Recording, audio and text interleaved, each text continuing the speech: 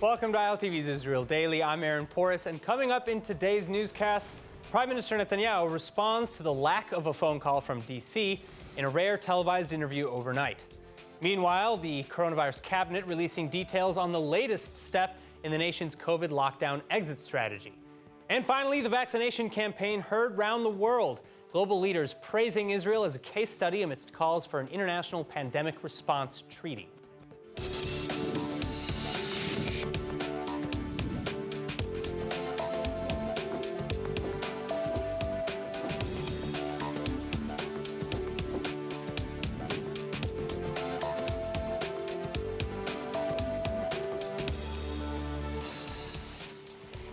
We begin tonight with the answer that we've all been waiting for. Israeli Prime Minister Benjamin Netanyahu publicly and more fully addressing the apparent break between Jerusalem and Washington, D.C., with Netanyahu still waiting for a call from President Biden a month into Biden's first term. זה לא מטריד אותך שלא מתקשר כל כך הרבה זמן? לא, ממש. זה לא מסמן לך משהו? לא, אני אגיד לך מה זה אומר לי. א', יש לנו יחסי ידידות מאוד מוצקים, קרוב ל-40 שנה. מאז שאני באתי כציר ישראל בוושינגטון, והוא היה סנאטור צעיר מדלוור. אנחנו מכירים אחד את השני. יש לנו גם הרבה דברים שאנחנו מסכימים עליהם, והברית היא מאוד איתנה. אבל יש גם חילוקי דעות בנושא איראן, לכן גם בנושא הפלסטיני. That said, the differences between Israel and the United States on Iran are possibly deepening any perceived rifts. Israeli authorities increasingly indicating willingness to act more unilaterally if need be, with Ambassador to the UN and the U.S. Gilad Erdan even saying that the United States will lose all leverage should it return to the 2015 JCPOA, and that if that occurs, Israel will not be able to be part of the process. Meanwhile, for months now, Iran has been continuing to intensify its nuclear production, with Iranian foreign ministry officials now even saying that Iran will prevent certain IAEA visits to nuclear facilities if the other parties to the JCPOA fail to meet their demands. This clear breach of the JCPOA is by no means the first instance, however. Other recent Iranian breaches, including exceeding the stockpile limit for enriched uranium, enriching beyond the permitted purity level, and using more advanced centrifuges than permitted under the deal. However, Tehran is still insisting that its atomic program has always been and will always be peaceful. The Ayatollah regime even firing its intelligence minister after he broke from this rhetoric, saying, quote, "It wouldn't be Tehran's fault if the country were pushed towards developing a nuclear bomb." Joining me now for more on the latest with Iran is research fellow at the Institute for Counterterrorism at the IDC Herzliya, Dr. Fadi Ismail. Dr. Ismail, thank you so much for being with us again. Thank you for having me. All right, so first of all, I actually want to start with addressing the firing of Iran's intelligence minister, who hinted that Iran wouldn't be liable if it were pushed into making a bomb. Did he expose Iran's true intentions and that's why they doxed him, so to say, or are they really getting rid of him because he broke with the regime's intentions? Like, who knows inside those dictatorial regimes what's going on, what's the internal politics? Look, we can't even tell the internal politics in democracies that are supposed to be somewhat more transparent. You don't fire somebody of that rank overnight. There's something building up there. And when you see those things, they're basically a tip of an iceberg that has to do with internal parochialism, internal infighting, things of that sort, like power structures that shift inside the regime. And we are short. It's actually a very complicated way to say a very simple fact. We don't know. In fact, there are things happening inside those corridors that we don't always understand. And by the way, that is true about any regime, any So would country. we be wrong to read too far into that and say, like, he's breaking?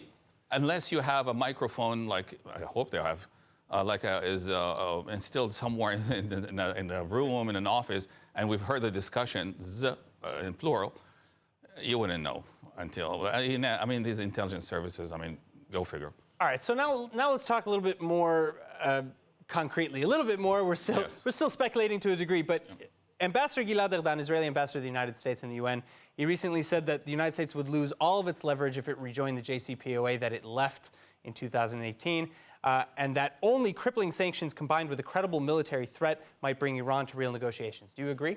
Possibly, yes, possibly, because look, President Biden is in a bind in a way. If he continues the very effective process that we've been in the last 3 years, then he becomes only a second Trump administration in that sense, and basically validating what President Trump has done. And that is not something that he would like to do. At the same time, if he just goes back, it will be worse than the first time that we had a JCPOA signed, because that is an admission of defeat when there is no defeat, really. So far, the Iranians did not win anything. I mean, they have been under enormous pressure, and they did not do anything magnanimous to break the American pressure on them.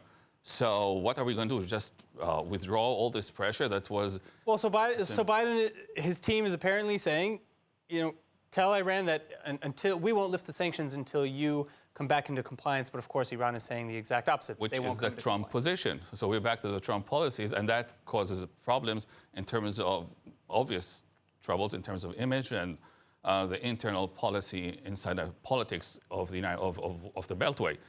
You have to understand, regardless of Trump and his personality and the nonsense that he did in the last few months, or maybe before that, the policies, concretely, the policies that he implemented in the Middle East vis-a-vis Iran were very disruptive to what the Iranians were doing. The Iranians thrive when they can control the chaos, when they can project the chaos outside their borders. What President Trump did is basically he weaponized our own version of chaos and projected it into Iran. And this is something that totalitarian regimes don't do very well with. They cannot withstand when somebody inside is able to shake their internal economics, their internal politics, and so on. This is a very powerful weapon. And do you just give it away? Why? Only because Trump started with it? I mean, I trust President Biden. He is a smart guy. He's been in policy for the last 4 to 5 decades. You're basically saying it ain't broke, don't fix it. Yeah, I mean, he will put his own spin on Trump's policies. That's what I think he will do. All right. I guess we'll see very soon with the outcome of what's going on. Dr. Ismail, thank you so much for being here. Thank you so much for having me. All right, Israel's coronavirus cabinet on Monday coming out with some more clarity on the planned exit strategy from the nation's third lockdowns, including for the coming Purim holidays. But health experts and officials are pushing back, calling the opening completely irresponsible. Hannah Rifkin reports. Under nationwide lockdowns for the third time in a year, this closure beginning in late December, Israel will finally reopen its economy on Sunday. The coronavirus cabinet agreeing to all high street shops, malls, shopping centers, open-air markets, museums, libraries, and houses of worship to the public, pursuant to the purple badge system that's already in use, as long as gatherings are kept to a minimum. ואנשים שיהיה להם דרכון ירוק יכולו ללכת לבתי קולנוע ולמשחקי כדורגל או כדורסל ובהמשך מסעדות וטיסות לחו"ל, ואלה שלא, לא יוכלו. אז אני רוצה קודם כל לשמור על אלה שמחוסנים, אבל גם לעודד את השאר שלא מחוסנים.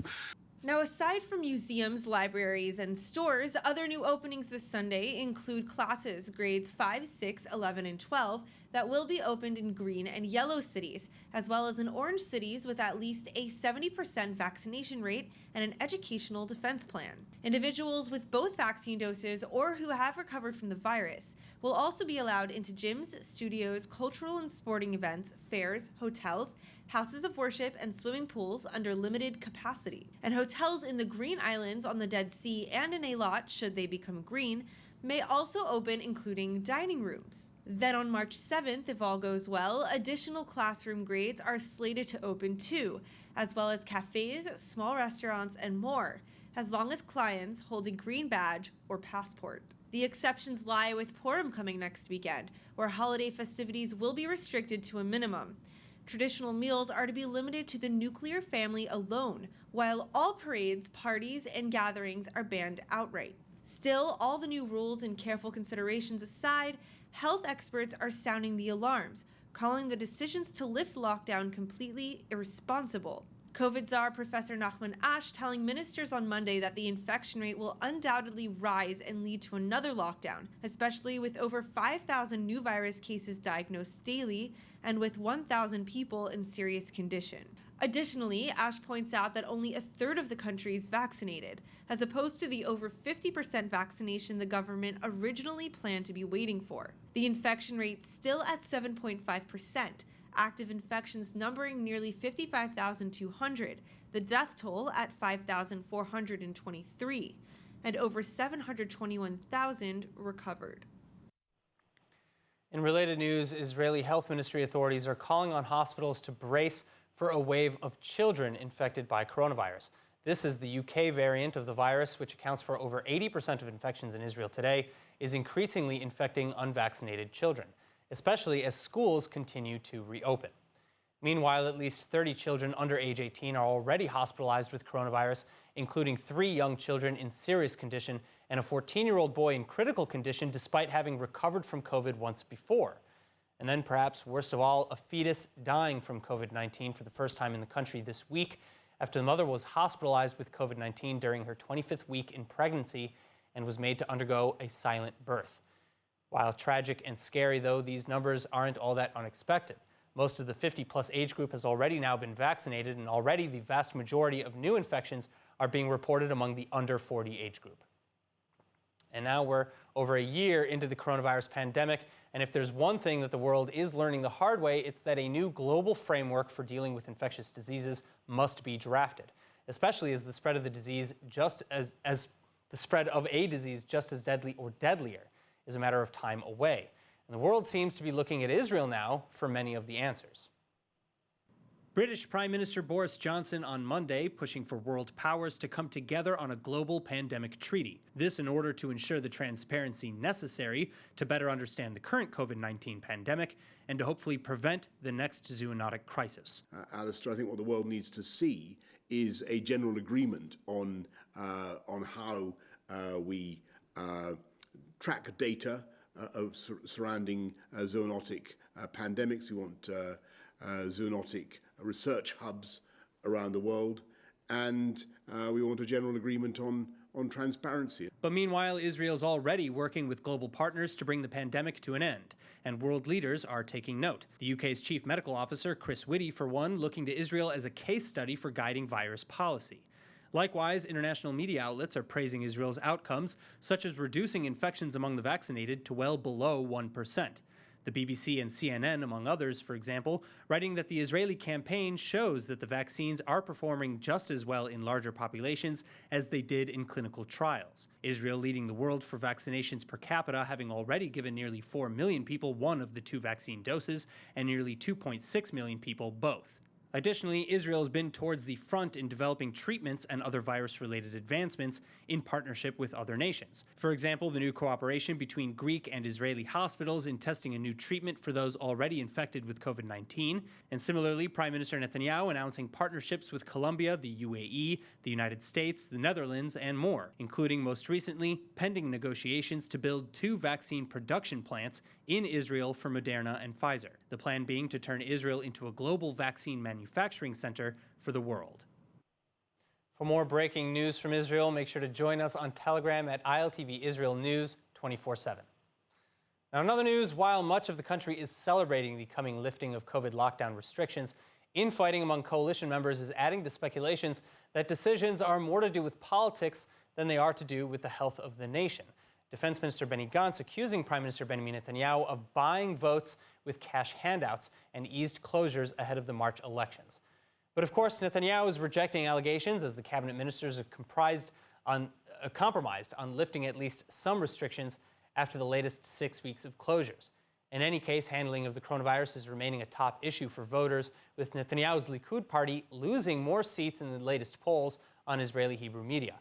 And this as a consequence of a couple of factors, including Netanyahu's perceived fumbling of the country's initial COVID responses, his ongoing corruption trials, his apparent capitulation to the ultra-Orthodox, and most recently, his announced willingness to sit with the more extreme and nationally religious parties in the coming government. So as of now, new polls expecting the Prime Minister's Likud party to fall again in the coming elections to about 28 seats in the Knesset. Yet the shifting balances in Knesset still predicted to leave both left and right-wing blocs with a tough road towards a majority coalition. Here to discuss, Ynet reporter and author Ben-Dor Yemini. Ben-Dor, thanks so much for being with me again. Now, what do you make of the recent shifts in the balance of power in Israeli politics, especially given Netanyahu's new religious Zionism alliance? Well, let me tell you, I don't buy it. I don't buy this kind of, we are going to see a lot of polls in the next 5 weeks until the election. And there will be a lot of change. We have no idea what is going to happen because right now the whole story is about 2 or 3 seats in the Knesset to this side or to the other side. So nothing is clear.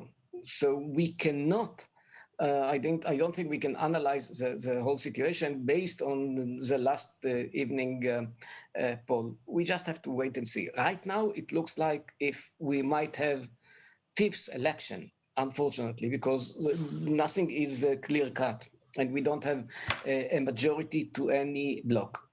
One thing that we can see is that not the Netanyahu bloc, but the right-wing bloc is becoming much bigger. It's a bit changing because comparing to what happened 2 or 3 weeks ago, a lot of voters are moving back to the center, namely to Yesh Atid, Yair Lapid party. But we have no idea what is going to happen in the next. We have quite a long time. 5 weeks, it's a long time in Israel, and we have to wait and see what is going to change in the 5 weeks concerning the corona and causes. So all that said, and I agree that the polls have changed fairly dramatically, what with new parties coming in and out of the electoral threshold or predicted to pass the electoral threshold. But the top couple of parties, pretty much the top 5, have not really changed, with the Likud up at the top, followed by Gideon Sa'ar and Yesh Atid and Yamina and the Arab List. Do you see that shifting much, or really do you see these parties pretty much sticking at the top of the pack and just fluctuating plus or minus a couple seats?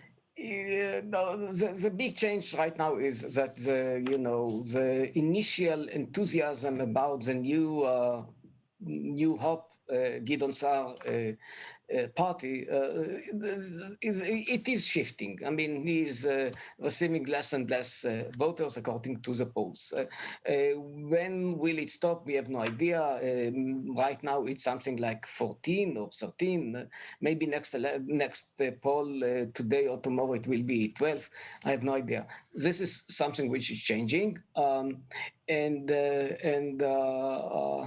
but besides that, we have to wait mainly for the corona, because if in 3 weeks we will see that Israel is recovering and the economy is getting back and becoming better, maybe it will change, and maybe Netanyahu bloc, or mainly Netanyahu himself and the Likud, will have more votes. That's what might change, but for that we have to wait and see if the vaccination is working in a very dramatic way that is changing the whole story of the coronavirus. But we will know it in 2, 3, 4 weeks. All right, Ben-Dor Yemini, I sincerely hope that you are wrong. No offense about 5th elections. I think I speak for most people when I say that. But until we find out, thank you so much for being with us and for your insights. Thank you for having me. And now in other news, while most are preoccupied with coronavirus, Israeli doctors have found a way to replace invasive and painful tests for another serious illness. Researchers now replacing biopsies for cancer with a simple blood draw. And here with a report on this medical achievement is Senior Research Associate at the Hebrew University and CEO of Sensira Health, Dr. Ronen Sadeh. Dr. Sadeh, thank you so much for being with us. Now, first of all, what kind of information do we get from a normal biopsy? Well, thank you for having me.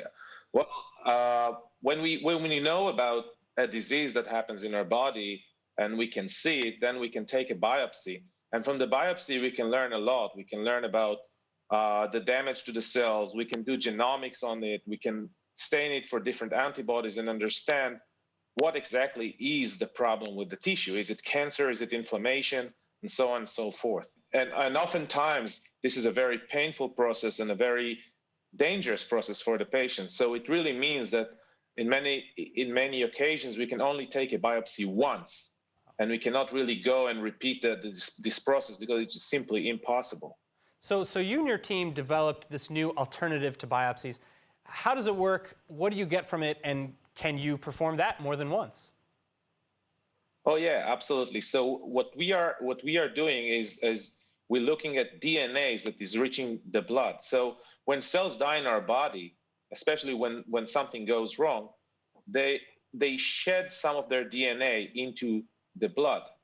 And the problem with that, and people have been looking on this DNA for a long time, and they looked at the sequence of the DNA, and people use this DNA in order to identify mutations that are associated with cancer.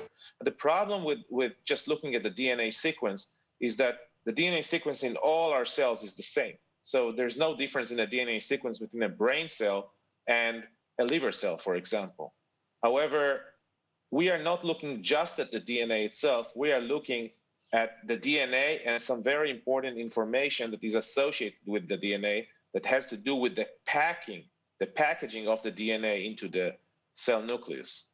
And when we combine this information, the packaging of the DNA and the DNA sequence, then we can see differences between different cell types, different cell states. So we can differentiate and say if the DNA came to the blood from the brain or the liver, and if it came from a healthy liver or an inflamed liver, or maybe from a cancer cell in the liver. It's incredible. All right, so, I know a lot of times in science and research, things are oftentimes kind of stumbled upon and found almost accidentally. In what way did you and your team discover this new method?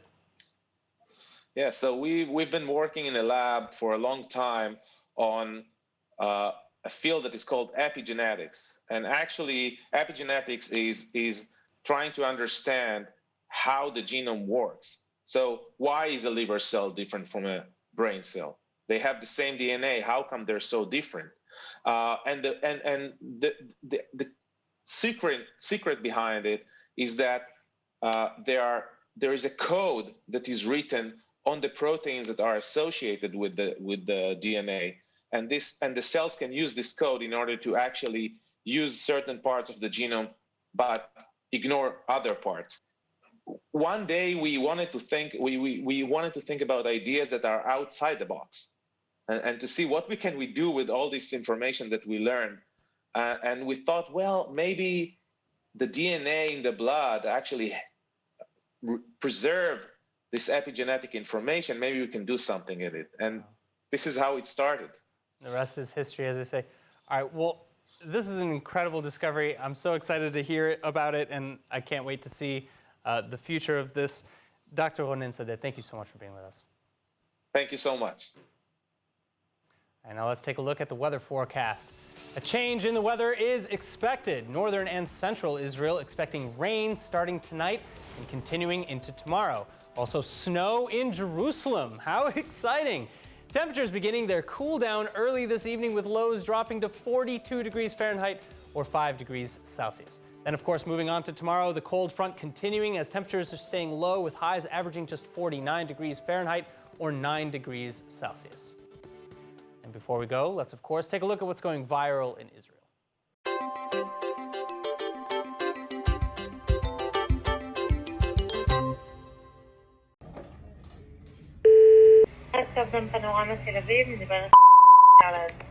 היי, בקשר למסאז' מחר, רציתי לבקש שזה יהיה 2 מטפלות ולא יותר. על מה את מדברת? על המסאז' שקבעתי מחר. נראה לי שיש לך טעות. לא הגעתי לספה? אין לך שום ספה במלון שפעיל כרגע, את נמצאת בבידוד. מה זאת אומרת אין ספה? יקירתי, לילה טוב. No patience for shenanigans during lockdown, apparently. All right, that is it for today's news. Today's exchange rate is 3.24 shekels to the American dollar and 2.56 shekels to the Canadian dollar. For more news from ILTV, please like ILTV on Facebook, follow us on Instagram, and subscribe to our YouTube channel. And of course, don't forget to visit the all-new and improved ILTV website at iltv.tv and subscribe to our newsletter for the latest updates while you're there. I'm Aaron Porras. Stay healthy. Thank you so much for watching.